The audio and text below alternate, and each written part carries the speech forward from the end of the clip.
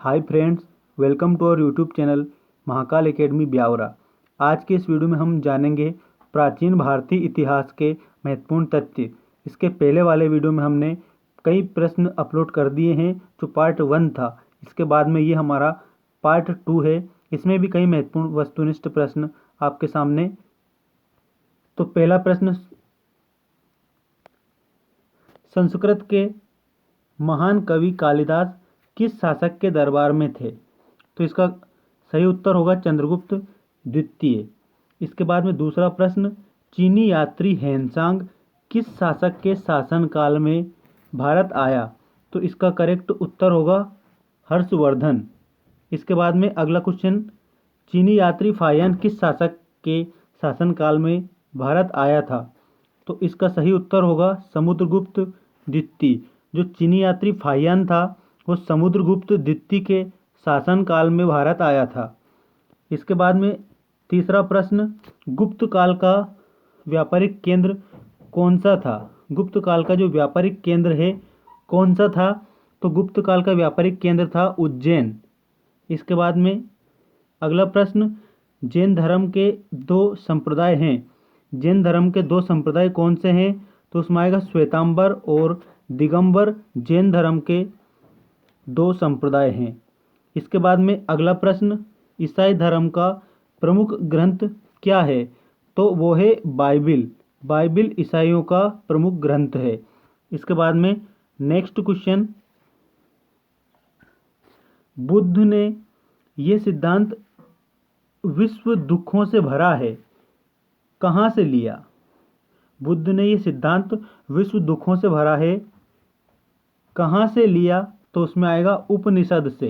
कहाँ से लिया? उपनिषद से। इसके बाद में अगला प्रश्न, ऋग्वेद में सबसे महत्वपूर्ण नदी थी। ऋग्वेद में सबसे महत्वपूर्ण नदी किसको बताया है?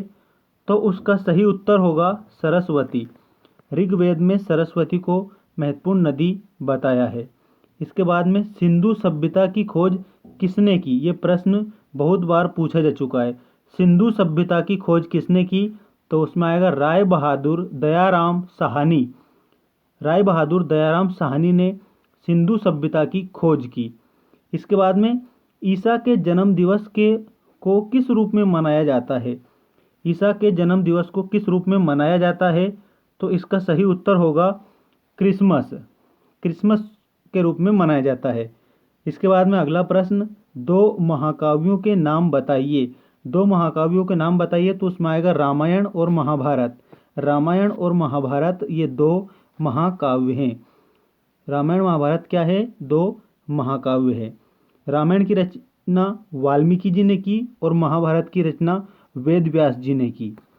इसके बाद में अगले प्रश्न, सती प्रथा का प्रथम साक्ष्य कहाँ से मिला?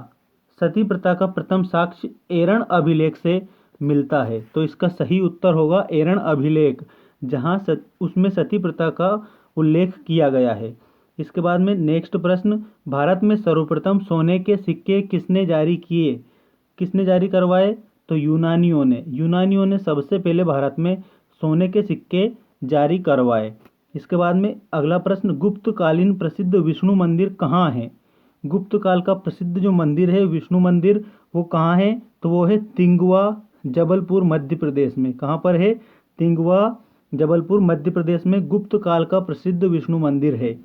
और अगला प्रश्न हमारा, मगध साम्राज्य का वास्तविक संस्थापक कौन है? मगध साम्राज्य का जो वास्तविक संस्थापक है वो है बिंबिसार। कौन है मगध साम्राज्य का वास्तविक संस्थापक? तो उसमें आपको बताना है बिंबिसार मगध साम्राज्य का वास्तविक संस्थापक है। अगला प्रश्न, क्रमशः उपनिषद, महापुराण, वेदांग की संख्या। तो उसमें याद रखें उपनिषद हैं 108। 108 उपनिषद हैं। महापुराण कितने हैं? 18 पुराण हैं, याद रखना है आपको। वेदांग की संख्या कितनी है? तो वेदांग की संख्या है 6। वेदांग कितने बताए? 6 वेदांग बताए। उसके बाद में 108 उपनिषद बताए, 18 महापुराण बताए। इसके बाद में नेक्स्ट प्रश्न क्या है, चरक संहिता का रचयिता, चरक किस शासक का राजवेद्य था? जो महर्षि चरक हैं वो किस शासक के राजवेद्य थे? तो उसमें आएगा कनिष्क। कनिष्क के राजवेद्य थे महर्षि चरक, जिन्होंने चरक संहिता लिखी है। इसके बाद में नेक्स्ट प्रश्न क्या है? आर्यों द्वारा खोजी गई धातु कौन सी है? आर्यों के द्वारा कौन सी धातु खोजी गई थी? तो उसमें आएगा लोहा। लोहा आर्यों के द्वारा खोजी गई थी जो धातु है। और आपको ये एक चीज़ और याद रखनी है कि जो भारत का इतिहास है वो कहाँ से प्रारंभ होता है? तो उसमें आप बताएंगे आर्यों के भारत आगमन से प्रारंभ होता है भारत का इतिहास। आर्यों के भारत आगमन से भारत का जो इतिहास है वो प्रारंभ होता है। इसके बाद में अगला प्रश्न क्या है कि किस उपनिषद से आदर्श वाक्य सत्यमेव जयते, सत्यमेव जयते लिया गया? तो उसमें आएगा मुंडकोपनिषद। मुंडकोपनिषद से सत्यमेव जयते जो आदर्श वाक्य है ये लिया गया। मुंडकोपनिषद से सत्यमेव जयते वाक्य लिया गया। अगला प्रश्न क्या है? भारत पर आक्रमण करने वाले विदेशी आक्रमणकारियों का क्रम क्या है? तो उसमें क्रम में आपको बताना है कि विदेशी जो आक्रमण है, जो भारत पर आक्रमण हुए हैं विदेशी आक्रमण, तो उनका क्रम बताना है। तो सबसे पहले यूनानी, फिर शक, फिर पल्लव और उसके बाद में कुषाण। यूनानी, शक, पल्लव और कुषाण, ये क्या है? भारत पर आक्रमण करने वाले शासकों का क्रम है, आक्रमणकारियों का क्रम से बताया है कि पहले यूनानी, उसके बाद शक, फिर पल्लव और उसके बाद में क्या है? कुषाण। तो फ्रेंड्स, ये था हमारा महत्वपूर्ण टॉपिक जो हमने इसमें प्राचीन इतिहास को शामिल किया। अगले वीडियो में और भी महत्वपूर्ण प्रश्न आपके सामने लेकर हम उपस्थित होंगे। यदि आपने हमारे चैनल की सदस्यता नहीं ली है तो चैनल को आप सब्सक्राइब करें और बेल आइकन दबाएं ताकि जो अपडेट आए नई नई वो आपको उपलब्ध हो जाए। धन्यवाद।